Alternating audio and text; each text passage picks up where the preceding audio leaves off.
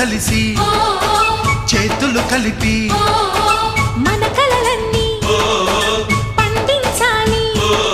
ఒక చోట పుట్టని కోడళ్ళు అయ్యారు అమ్మకే కూతుళ్ళు. త్వరలోని ముద్దుగా పుడతారు ఈ తాత పోలికల మనవళ్ళు. ఈ సంతోషాలు సరదాలే మా పండుగ.